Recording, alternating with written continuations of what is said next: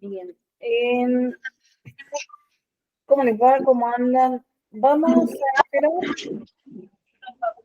unos 5 minutitos para que se vayan conectando todos y largamos, ¿sí?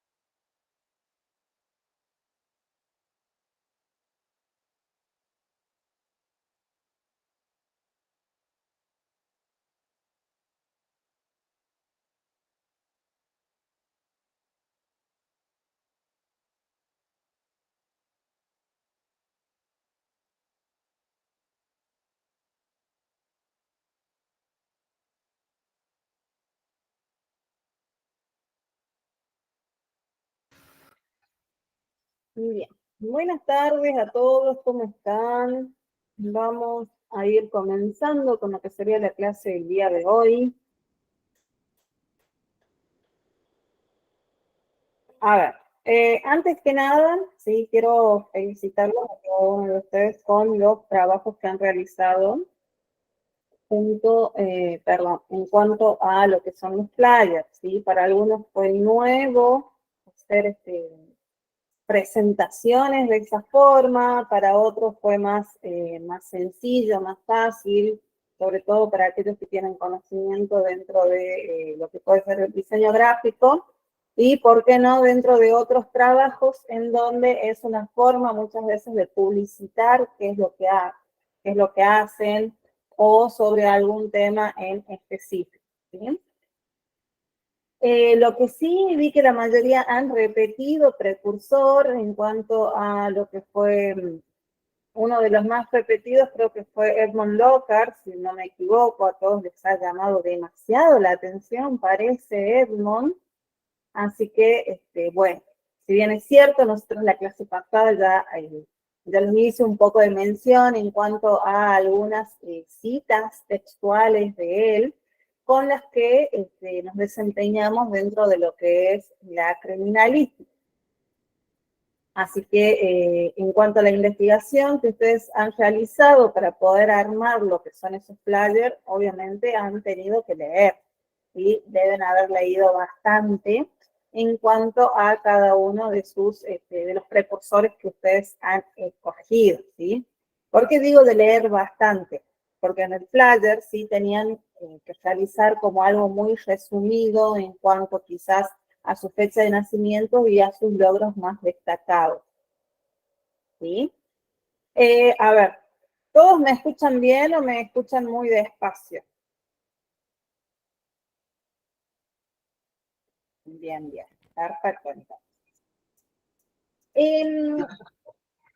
Antes, sí, de comenzar con lo que sería la clase del día de hoy, quiero que me cuenten, en realidad, todos aquellos que tienen la posibilidad de que les funcione ahora lo que sería el micrófono, que me digan que se acuerdan de lo que hemos hablado en la clase pasada.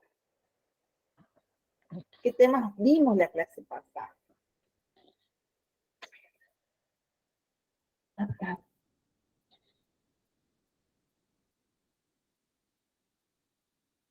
A ver, Ivonne. He visto bastante con el tema del lugar de los hechos o el lugar primario, secundario, que vendría a ser el lugar de los hechos o el lugar de los crímenes. También lo hemos visto en el perímetro, cómo se tiene que cuidar bien el tema de la recolección de evidencia, cuidar la evidencia, cosa de que no se altere en el momento de juzgar, tengamos bien hecho la recolección. De eso estábamos viendo la semana pasada. Bien, bien. Perfecto, hemos hablado en cuanto a qué es el lugar de los hechos, cómo nosotros definimos el lugar de los hechos, los tipos del lugar de los hechos, y también vimos la diferencia entre lugar del hecho, escena del crimen, protección y aseguramiento de este lugar de los hechos. Hablamos de cómo nosotros dividimos el lugar de los hechos en cuanto a las personas que van a estar involucradas, quiénes van en un sector, quiénes van en otro. Y también, si no me equivoco, creo que vimos eh, los métodos aconsejables para realizar lo que sería la búsqueda de evidencia. ¿Es así? Bien, bien, bien, bien. Bien, continuando, ¿sí? Con respecto a lo que hace al lugar de los hechos, a esta protección, a este aseguramiento de, obviamente, la evidencia que nosotros podamos recolectar dentro de lo que es el lugar de los hechos, ¿sí? Se desprende, ¿sí? O vamos a comenzar a hablar de lo que sería la cadena de custodia. ¿Qué es la cadena de custodia? A ver, ¿alguien sabe qué es una cadena de custodia o a qué hace referencia la cadena de custodia dentro de lo que es la criminalística?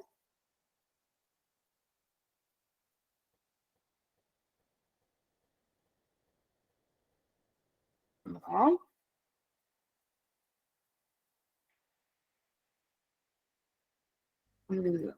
La cadena de custodia quizás a ustedes se les puede venir a la mente, ¿sí?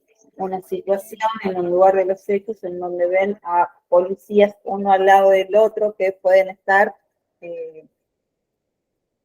no me va a salir ahora la palabra, pueden estar prestando seguridad, ¿sí? A lo que sería un lugar de los hechos. Puede ser una vivienda, puede ser un bosque, un accidente de tránsito o algo de eso, ¿sí? ¿Por qué? Porque nosotros entendemos muchas veces dentro de lo que es los temas de las fuerzas de seguridad, ¿sí? Que ellos representan todas estas protecciones que hacen, ¿sí? Que se les pueden denominar cadenas o cordones de custodia, ¿verdad? En este caso, la cadena de custodia no hace referencia a eso, ¿sí? La cadena de custodia dentro de lo que son las investigaciones de delito o dentro de lo que es la criminalística en sí, nos habla de un registro cronológico de cómo nosotros hemos encontrado y hemos dejado la evidencia, ¿sí? Es un registro cronológico, minucioso dentro de esa evidencia, ¿sí?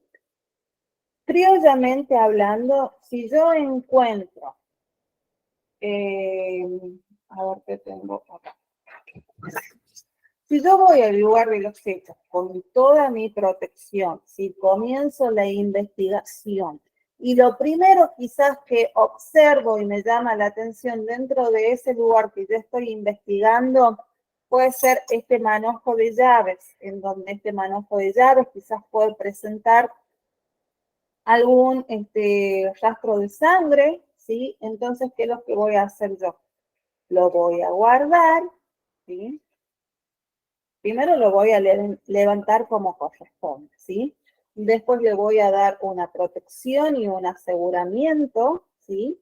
Y aparte voy a comenzar labrando un acta en donde conste que yo encontré este manojo de llaves con 3, 6, con 7 llaves, ¿sí? De distintos tamaños, de distintos colores, y esto es elevado quizás al laboratorio o al juzgado en donde se va a tratar lo que sería el delito.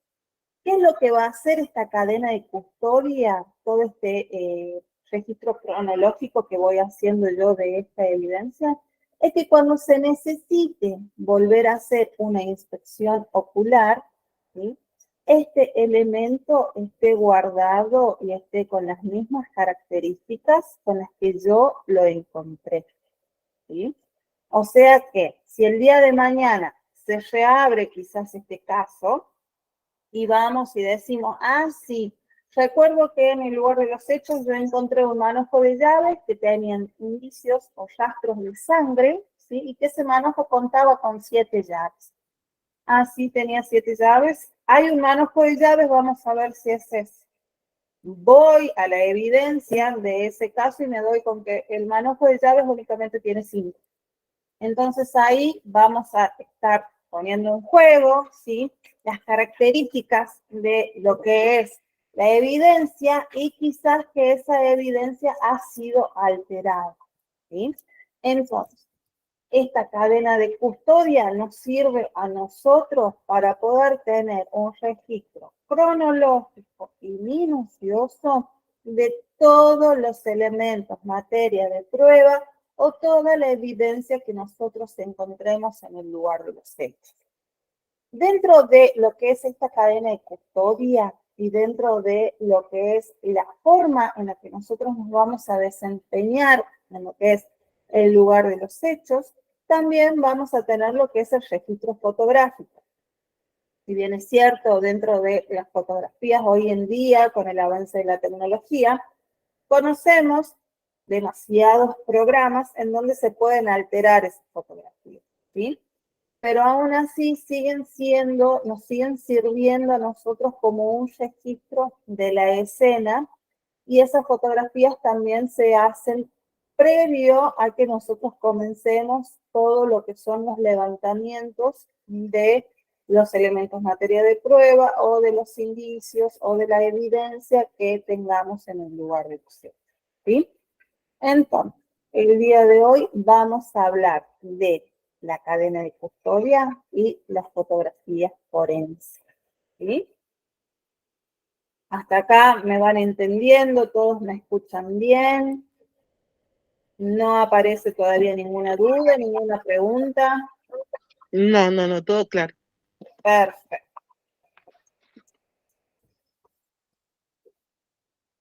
Vamos a comenzar con los Power. Ahí estoy leyendo un mensaje que me preguntan de los Power y de los apuntes, creo que les debo. Sin falta, apenas termina la clase, yo les subo todo, chicos, ¿sí? No pasa de hoy. Bien.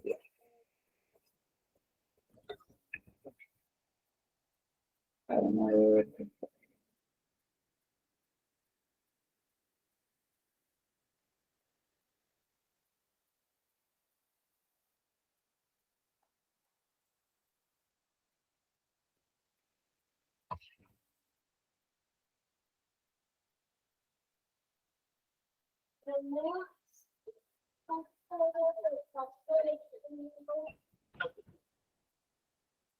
Me dicen, chicos, si es que pueden visualizar, por favor.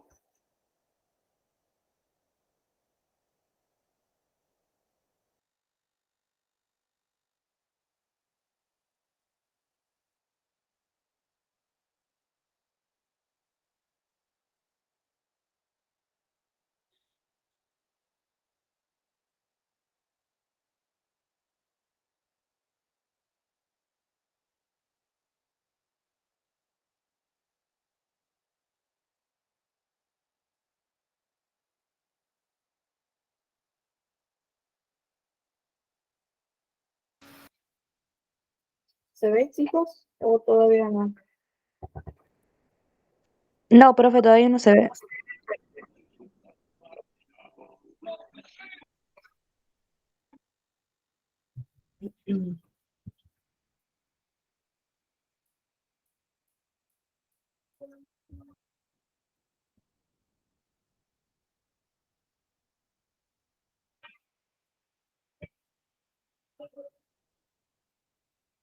Ahí.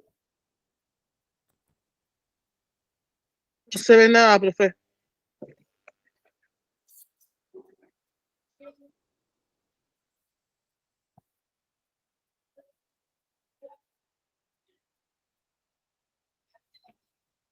Ahora. Ahora sí, profe. Muy bien.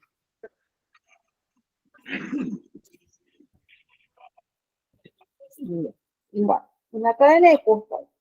En cuanto a lo que sería el concepto de cadena de custodia, ¿sí? Hablamos del conjunto de medidas que deben adoptarse a fin de preservar la identidad e integridad de objetos o muestras que pueden ser fuente de prueba de hechos criminales para su total eficacia procesal. ¿Qué es? Es un sistema de control y registro que se aplica al indicio, evidencia, objeto, instrumento o producto del hecho delictivo.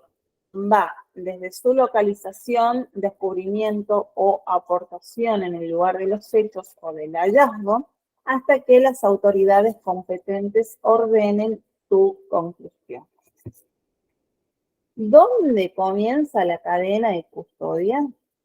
La cadena de custodia se inicia en el lugar en donde nosotros vamos a encontrar, descubrir o recaudar, ¿sí? Lo que serían los elementos materiales probatorios y evidencia física. Y culmina solo cuando la autoridad competente lo diga. En cuanto a qué son estos elementos materia de prueba que yo estuve haciendo mención hace un rato, son cualquier artículo tangible, pequeño o grande que tiende a probar o a oponerse a una hipótesis sobre un punto en cuestión y puede ser legalmente sometido a un tribunal competente como medio de valorar la verdad de cualquier asunto bajo investigación ante él. ¿Sí? En cuanto a lo que son las etapas dentro de la cadena de custodia, ¿sí? Hay distintos autores que nos hablan de 5 o hasta de 7 etapas dentro de lo que es la cadena de custodia. Básicamente son las mismas, solo que quizás algunos los hacen un poquito más extenso al traspaso, muchas veces desde un tribunal o desde un juzgado a otro. ¿Sí? Lo primero que nosotros tenemos como primera etapa dentro de esta cadena de custodia, hablamos de lo que es la extracción o recolección de las pruebas. Vamos a continuar con lo que es la preservación y embalaje de la prueba, el transporte o el traslado, el traspaso de la misma, que acá tiene que ver quizás con lo que son los laboratorios, en donde obviamente van a ser analizadas nuevamente o se realiza un examen más exhaustivo a esa evidencia, ¿sí? O también podemos hablar de un traspaso de las diferentes fiscalías para que sigan lo que sería su custodia. Y por último, mencionamos lo que sería la custodia y preservación final hasta que se realice el juicio. ¿Cuál es el objeto de la cadena de custodia? Su objeto es el de demostrar que las muestras y objetos examinados en cualquier tiempo son los mismos que se hallaron y recogieron en el lugar de los hechos o escena del crimen. Dentro de esos elementos materia de prueba, dentro de esas evidencias o esas muestras o esos objetos que nosotros encontremos en el lugar de los hechos, ¿sí? Vamos a tener distintos tipos de esto. Vamos a tener, por un lado, las fuentes de evidencias biológicas, que acá van a estar integradas por lo que son rastros de sangre, rastros de semen, saliva, orina, pelos, dientes, huesos y músculos. ¿Sí? Después tenemos lo que son las evidencias químicas. Estas evidencias químicas, dentro de lo que son estas evidencias químicas, nosotros vamos a estar hablando de venenos, drogas, algunos medicamentos, algún tipo de gas, ¿sí? Que hayamos encontrado en el lugar en el que nosotros estamos investigando. Bien, entonces, nosotros vamos a ver que se pueden constituir como indicios las armas de fuego, los cartuchos, los proyectiles, las vainas o casquillos, armas blancas, fluidos corporales o fluidos biológicos, prendas de vestir, residuos de explosión o de incendio, documentos, cartas, libros, cuadernos, alimentos, bebidas, huellas digitales, palmares, plantares, herramientas para diversos usos, vehículos, tierra, vegetación, todas esas características que dentro del lugar de los hechos nosotros los llamamos testigos mudos, ¿sí? Pueden constituirse como indicios, ¿sí? ¿Por qué? Porque gracias a los exámenes que nosotros le podamos hacer a cada una de esos elementos o de esas cosas que nosotros encontramos en el lugar de los hechos, vamos a poder determinar quién cometió el delito que nosotros estamos investigando. Bien.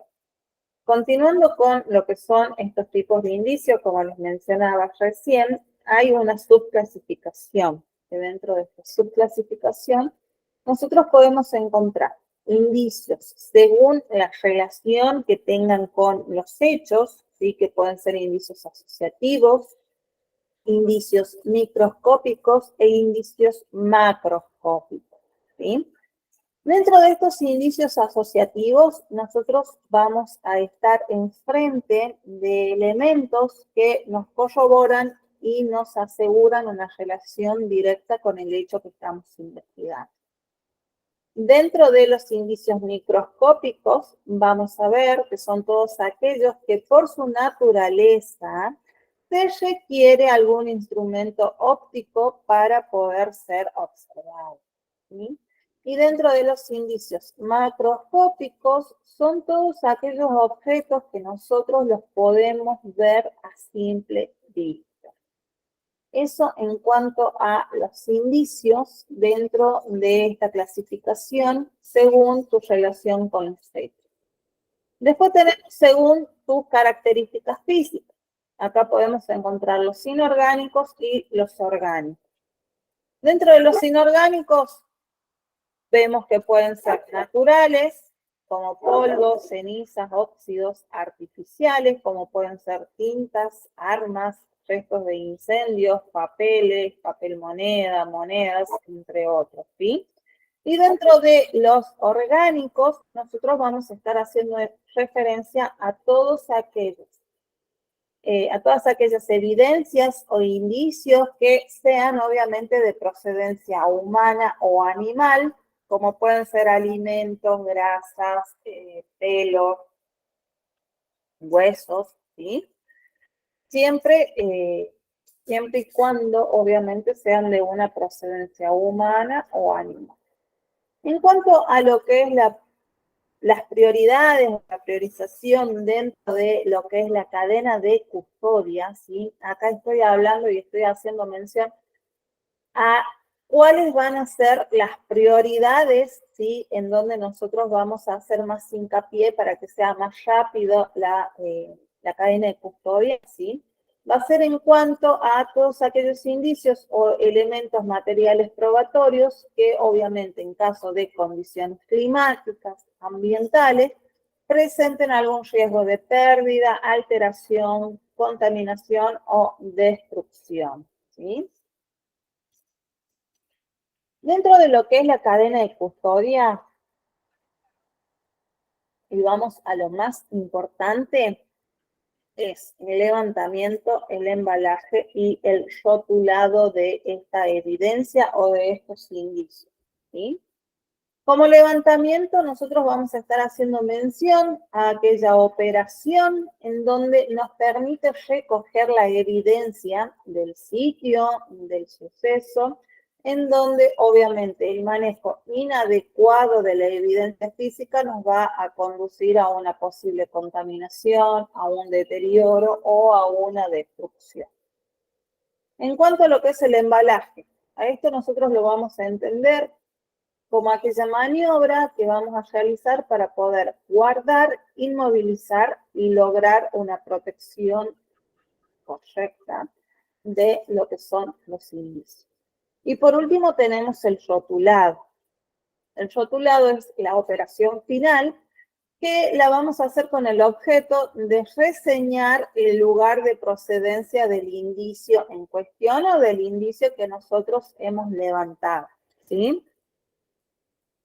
Acá la característica particular que todos los indicios o todos los elementos materiales de prueba que encontremos en el lugar de los hechos deben de ser separados unos de otros, ¿sí? O sea que no porque yo encuentre, por ejemplo, prendas de vestir en un lugar de los hechos, no voy a colocar todas juntas, ¿sí? Sino que las voy a separar para así poder quizás realizarle nuevos estudios o nuevos exámenes que me pueden arrojar a mí más pruebas, ¿sí? O más evidencia para poder continuar con una correcta investigación y obviamente así poder resolver lo que sería el delito que hemos estado investigando. En cuanto a la forma de embalar o cómo se realizan estos embalajes, ¿sí? Obviamente van a depender de la evidencia que nosotros tengamos, ¿sí? Por ejemplo, la ropa no se embala de la misma forma en la que podemos quizás embalar lo que sería un arma de fuego, ¿sí? Se deben de cumplir ciertos requisitos para tener una correcta, un correcto embalaje, ¿sí? Si bien es cierto, nosotros cuando vemos, no sé, alguna serie que implique este tipo de acciones, vemos que muchas veces a esta evidencia o todo lo que recogen dentro de lo que es el lugar de los hechos, ¿qué pasa? Lo colocan dentro de una bolsita de plástico tipo Ziploc. Algunos elementos nosotros los podemos embalar de esa forma, ¿sí? O los podemos contener de esa forma, pero otros no, ¿sí? Como es el ejemplo de lo que sería el embalaje de la ropa. La ropa, ¿cómo se embala? ¿Sí? Nosotros, si encontramos ropa dentro de lo que es el lugar de los hechos, vamos a constatar de que nos presente o nos indique o tenga alguna evidencia de qué es lo que pudo haber sucedido. En caso de que la ropa presente o alguna característica, ¿sí? Como puede ser algún rastro de sangre o de algún otro fluido, que nosotros lo vemos a simple vista, ¿qué es lo que vamos a hacer? Vamos a dejar que se seque, ¿sí? Debe de secarse en un lugar cerrado, seco y ventilado. Una vez que se seca, que está completamente seca, ¿qué es lo que vamos a hacer? Lo vamos a colocar en bolsas de papel. ¿Alguno de ustedes se imagina por qué lo colocaríamos en bolsas de papel y no en bolsas de plástico o tipo Ziploc? Para que, por ejemplo, si tiene sangre la ropa, no se mezcle con ¿cómo que se dice? No moje la bolsa de papel, vende a ser, no altere los estudios. Pues, a ver, en caso de que encontremos, por ejemplo, que tenga algún fluido, ¿sí? Los fluidos, sobre todo los fluidos biológicos, todos aquellos de procedencia animal o humano, tienden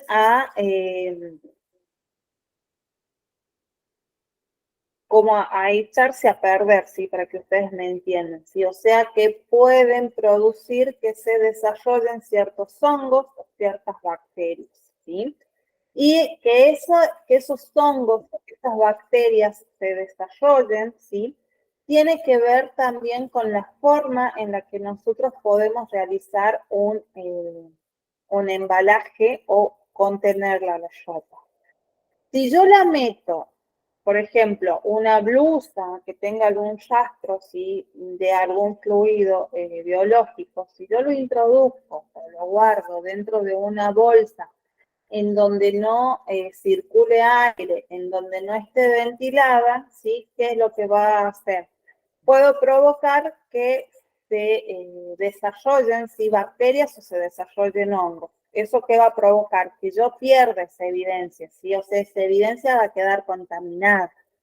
A diferencia de una caja de cartón o una bolsa de papel tipo madera, en donde eso va a hacer en realidad que en caso de que haya quedado húmeda, que no se haya secado bien lo que sería esta prenda, pueda respirar y pueda secarse aún estando adentro de lo que sería ese contenedor, ¿sí?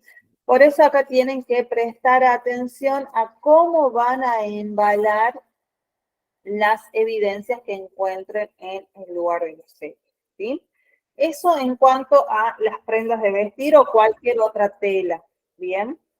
En cuanto a lo que es el embalaje de lo que sería la sangre líquida o cualquier otro fluido, ¿cómo lo realizamos? Esto nosotros lo vamos a realizar con un levantamiento a través de hisopos, que luego estos hisopos se van a embalar en un tubo de tipo de ensayo, ¿sí? O algún contenedor similar, en donde finalmente, ¿qué es lo que vamos a hacer con este tubo? Lo vamos a sellar para poder evitar derrames y obviamente el contenido que tengan, y para poder evitar lo que sería una contaminación del mismo. Una vez que lo hemos sellado, que lo hemos embalado, lo hemos rotulado, vamos a enviarlos recién a lo que son los laboratorios para que se les pueda realizar su examen correspondiente. En cuanto Disculpe a que lo la interrumpa, tengo una duda. ¿Cómo? Disculpe que la interrumpa, tengo una duda. Sí, decime. Bien, en cuanto al embalaje de fluidos, ¿siempre se recomienda en recipientes de vidrio? Sí, Ajá. sí, Por sí, porque algún... todos esos son, nosotros consideramos, ¿sí? Que obviamente estos recipientes de vidrio son los que se utilizan dentro de los laboratorios, que estos recipientes ya vienen con sus correctas desinfecciones y todo lo que conlleva. Así Bien, que es por eso que se recomienda que se realice de esa forma. Si bien es cierto, hoy en día dentro de lo que es el mercado, ¿sí? O de donde nosotros nos abastecemos, hay algunas cajitas contenedoras, ¿sí? Que son de plástico, pero eso van a depender mucho del lugar a donde nosotros necesitemos enviar en cuanto a estos tipos de fluidos, quizás que sean en estado líquido, ¿sí? Entonces, en base a eso pueden ir variando lo que serían estos contenedores. bien. Gracias, profe. ¿No? De nada.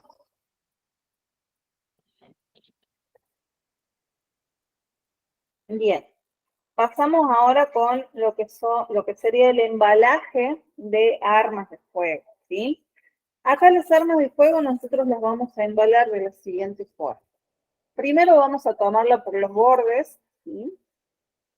Que pueden ser el guardamonte o por las cachas, que si pueden visualizar acá el cursor sería desde este extremo y otro de los bordes por donde lo tomaríamos sería la boca del cañón.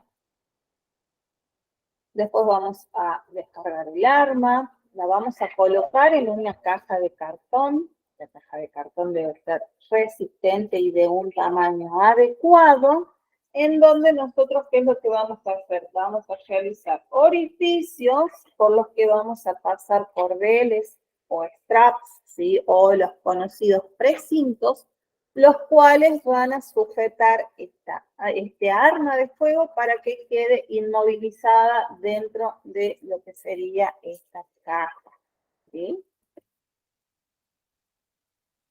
En cuanto a lo que son los proyectiles o las balas o las vainas, ¿sí? Estas se guardan una por una, siempre, no todas juntas, en pequeñas cajitas, ¿sí? Que son la mayoría de las veces de plástico. Y en cuanto a lo que es su correcto levantamiento, casi siempre se lo hace con pinzas. Estas pinzas tienen la particularidad de que en sus puntas, ¿sí? Poseen una goma. ¿Qué es lo que hace esta goma? Evita, ¿sí? Que se resbalen y a su vez evita que puedan llegar a rayarse cuando nosotros quizás las tomamos. Las pinzas son muy similares a las que se utilizaban antiguamente, por decir, a las que se utilizaban hace mucho tiempo, en realidad, para lo que serían los sellos, ¿sí? No sé si alguno trabajó en la administración pública o trabajó con sellos. Estos tipos de pinzas, sí, con las que trabajamos son similares a esas. Bien. En cuanto a lo que son las armas blancas, se las embala de la misma forma en las que se embalan lo que serían las armas de fuego. ¿sí? En la imagen ustedes pueden ver cómo se les ha hecho un embalaje, ¿sí? A dos posibles armas blancas. Y abajo tienen dos sobres, los cuales contienen aparentemente ropa, ¿sí?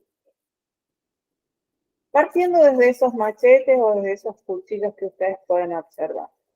¿Ustedes qué opinan? ¿Están correctamente embalados? ¿Es correcta la forma en la que se procedió a realizar este embalaje? ¿El rotulado que tienen ustedes también consideran que es correcto?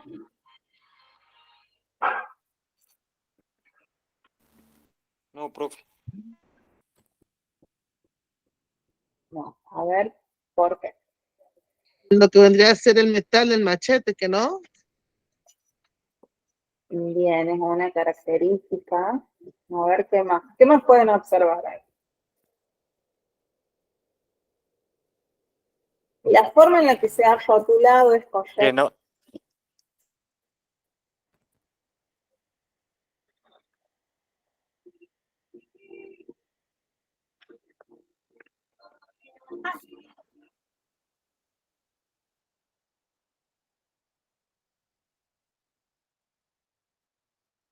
A ver qué opinan, los escuchan. No los voy nombrando con sus nombres porque no estoy viendo quiénes están levantando las manos, ¿sí? Y el mango yo creo que también tendría que estar cubierto. Sí, Claro, correcto. se tendría que levantar de la misma manera que se levanta el arma de fuego tomando los bordes, digamos, del mango y Ajá. ponerlo dentro de la bolsa porque tanto el mango puede tener las huellas digitales como la parte metal podría tener evidencia, ya sea sangre, cabello, sudor. Y al hacerlo así como está, altera la evidencia que puede llegar a tener la otra parte del machete, vendría a ser. Exactamente. eso es lo que le estaba por decir. Bien, a Se ver, me cortó eso. Perdón. Me lo sacaste. en cuanto a la forma en la que se deben de contener, en este caso, estos machetes, ¿qué opinan ustedes? ¿Sería correcto el uso de una bolsa o más bien una caja? El uso de Yo una creo que caja. una caja. Porque Desde mi punto de vista, que en una bolsa no, porque casi el machete tiene sangre o algo así, la sangre caería toda y también puede producir la misma sangre se llena de hongo. Y al Exacto. estar en una caja, desde mi punto de vista, la sangre se puede secar por la caja y se podría igual hacer pruebas con esa sangre seca, si no me equivoco. El tema del filo del machete traspasaría la bolsa al estar con evidencia, algún fluido traspasaría la bolsa y alteraría todas las otras evidencias. bien, correcto, bien. Ahora, en cuanto a supuesta ropa que hay en los dos sobres que están en la parte inferior, ¿ustedes qué piensan? ¿Estarían bien rotulados? Creo que hay más prendas dentro de esa misma bolsa. Ajá. Y eso estaría mal. Y eso estaría mal porque tendrían que estar separadas. Bien. Bien. En cuanto a lo que dicen cada una de estas embalajes, el rotulado prácticamente sería. ¿Ustedes piensan que es correcta la forma en la que se ha hecho estos rotulados o deberían de ser de otra forma, deberían estar escritos de otra forma, presentar otras características? Pienso yo de que tendría que tener cada prenda su propia bolsa y su propia descripción, no poner todo junto. Bien, bien. A ver, yo les voy a leer el rotulado del primer machete, que es el que tiene el mango rojo, que dice, Machete marca bellota, propiedad del Oxis. El otro machete dice machete marca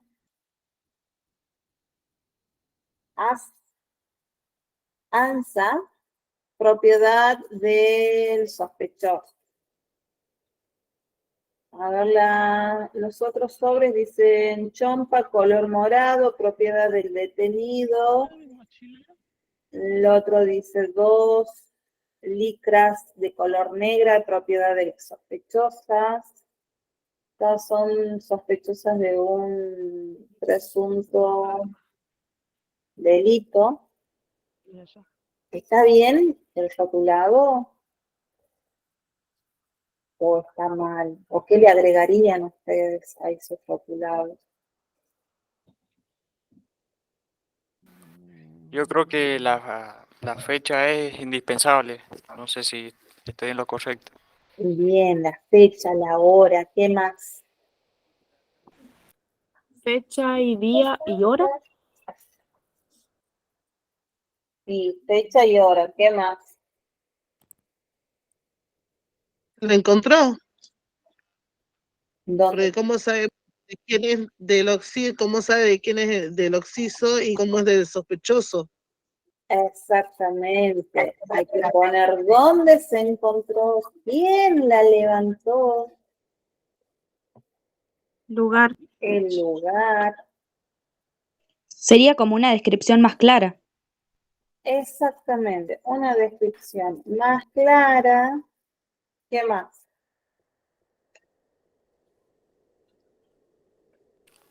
De igual forma, eso se coloca en el informe también, ¿no, profe? Sí, ¿Quién lo levantó y todo eso? exactamente.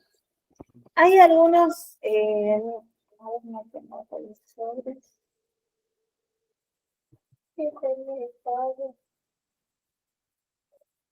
Bien, vienen algunos sobres ya listos, ¿sí? Que ya tienen para que nosotros llenemos directamente. Pero aparte, cada uno de estos embalajes van con sus correspondientes actas, ¿sí? O sea, es todo un procedimiento que se debe de realizar con cada una de las evidencias que tenemos en lo que sería el lugar del hecho, ¿sí?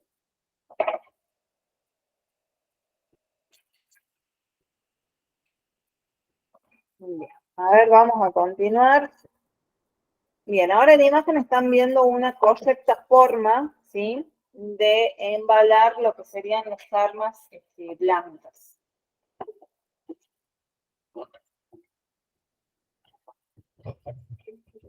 En donde ustedes pueden ver que están contenidos en una caja, están el primero hacia su izquierda, ¿sí? Presentan lo que sería que está sostenido con los famosos precintos, y el de abajo, o el que está hacia su derecha, tiene la particularidad de que no está sostenido con precintos, pero sí está sujetado a través de lo que serían unos trozos, ¿sí? O unos pedazos de telgopor o algo similar, en donde, ¿qué es lo que hace?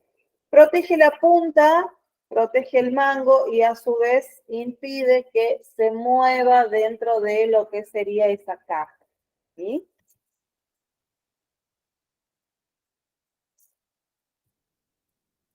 Y ahora lo que están observando sería el acta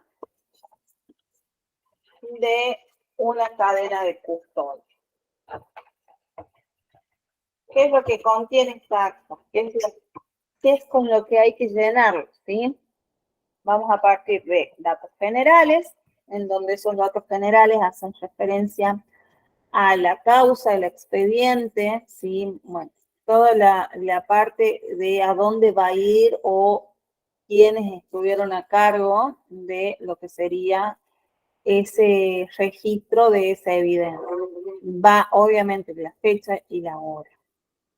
Como segundo tenemos lo que es la forma en la que nosotros hemos obtenido la evidencia, que puede ser con la técnica, el aseguramiento, una consignación, ¿sí? o una derivación. Después vamos en cuanto a lo que es el funcionario que ha obtenido la evidencia. Vamos a realizar una breve descripción de esa evidencia. Y en caso de que la evidencia sea transferida, vamos a consignar en realidad el motivo por el que se hace esta transferencia, quién entrega y quién recibe, y en caso de que haya algo más que acotar, ¿sí? Va a ir dentro de las observaciones. Por ejemplo, si yo envío un arma de fuego, ¿sí? En donde esta arma de fuego va con su correcto embalaje, su rotulado, ¿sí? Pero cuando voy a dejarla en el laboratorio para que quizás le realicen, por ejemplo, a ver, una búsqueda de huellas, ¿sí? Voy a consignar quién le entrega, en este caso sería yo, bueno, coloco todos mis datos, se coloca quién recibe, y dentro de las observaciones yo, por ejemplo, puedo colocar que el arma presentaba un daño o un pequeño raspón, para que se tenga en cuenta esas características luego al momento de que se me sea devuelta. O si, por ejemplo, dentro de lo que es esa evidencia hubo que abrirla antes de que llegue al laboratorio, yo dentro de las observaciones puedo colocar que fue dañado el rótulo y que presenta un rótulo nuevo, ¿sí? O por qué se dañó el primer rótulo y por qué yo después elaboré otro rótulo, ¿sí? Entonces, eso sería en cuanto a la famosa cadena de custodia. ¿Tienen alguna duda hasta acá? ¿Alguna consulta? No. No, profe, clarísimo. Bien, Claro. bien. Entonces, ¿han entendido qué es una cadena de custodia? Sí. ¿Cómo se elabora la cadena de custodia? ¿Sí? Dentro de lo que son estas cadenas de custodia, ¿sí? O estas formas de nosotros asegurarnos que la evidencia que hemos tomado sea exactamente la misma en caso de que luego se retome el caso, ¿sí? Dentro de lo que es la cadena de custodia, yo les mencionaba que iniciaba, ¿sí? Al momento en el que nosotros comenzábamos con lo que son los levantamientos, ¿sí?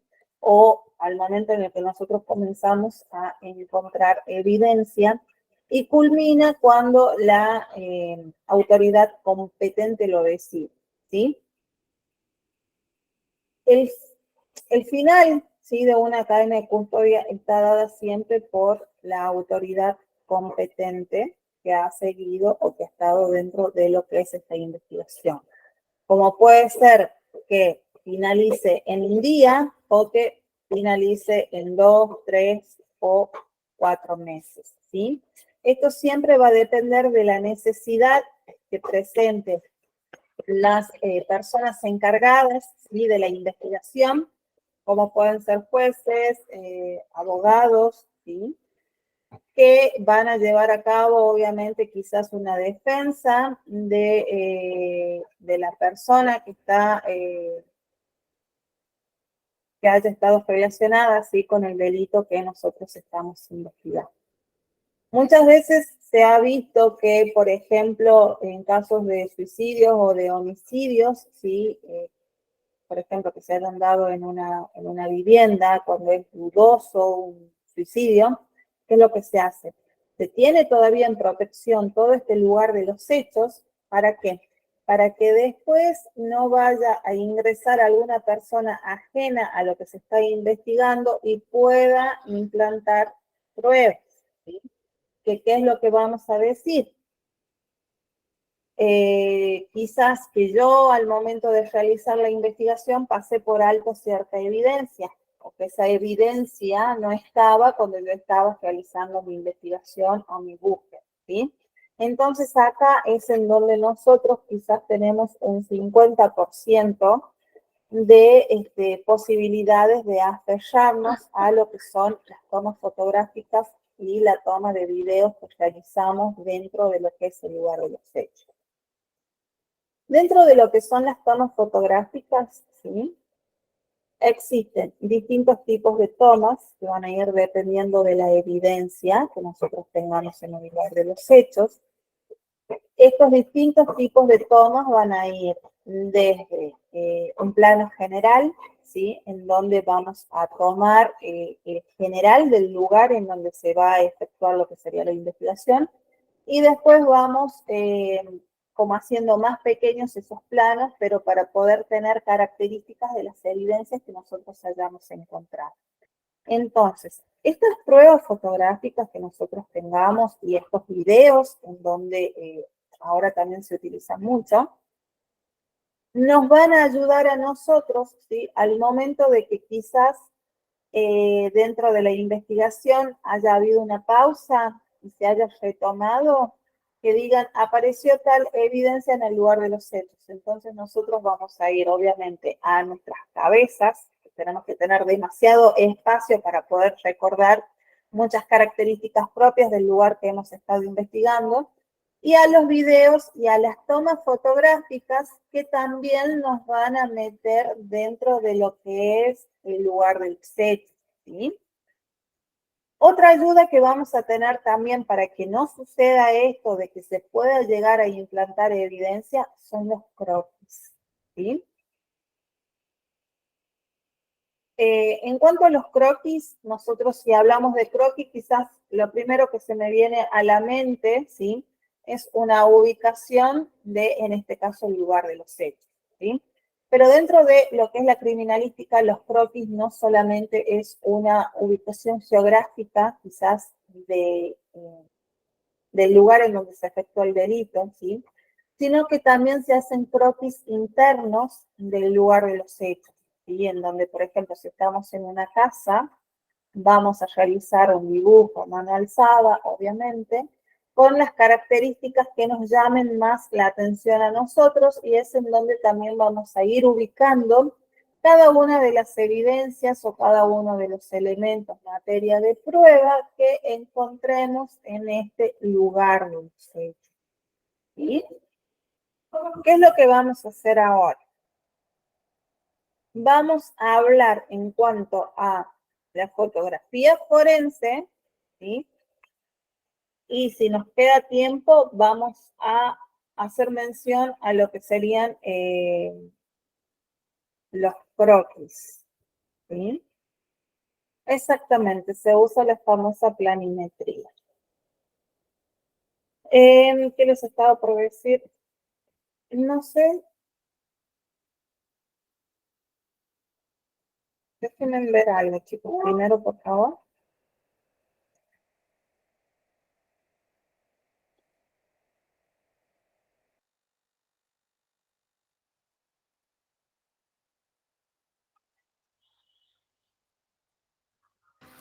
Bien, quería fijarme si esto estaba en realidad, si la sala seguía ocupada después. Pero bueno, si ingresa otro profe, acabamos la clase. Pero les voy a ir dando, sí, lo de fotografías forenses, así no quedan tan colgados en cuanto a todo lo que les estuve mencionando, ¿sí? ¿Tienen alguna duda hasta acá? ¿Alguna consulta?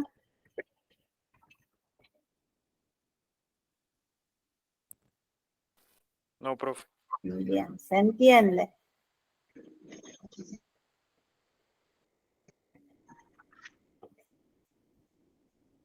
Bien, a ver, en cuanto a lo que es la fotografía forense, había uno de ustedes que había investigado a su precursor, que fue Alan Pinkerton, ¿se acuerdan? Que con él nace la fotografía forense, que obviamente en sus tiempos recibía otro nombre, ¿se acuerdan?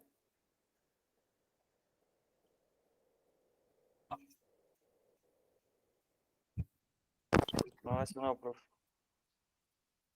Bien.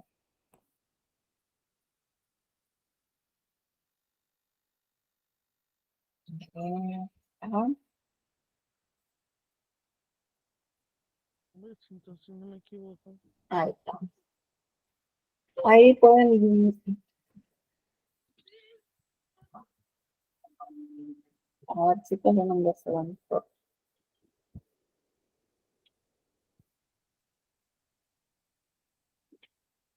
Bien, ¿qué es lo que vamos a hacer?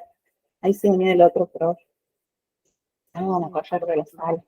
¿Qué es lo que vamos a hacer? Yo les voy a mandar ahora lo que sería el Power, ¿sí? Con la primera parte de fotografía forense y un pequeño audio explicándoles en cuanto a esas características, ¿sí? Y la próxima clase ya vemos lo que son los tipos de planos y pasamos a la parte de crop. ¿Qué les parece? ¿Sí? Cualquier duda, cualquier consulta, bueno, saben que estoy a disposición de ustedes en el grupo, ¿sí? Que tengan un excelente día, chicos. Nos vemos la próxima clase. Gracias, profe. Hasta luego. Chao. Chao, profe. Chao, profe.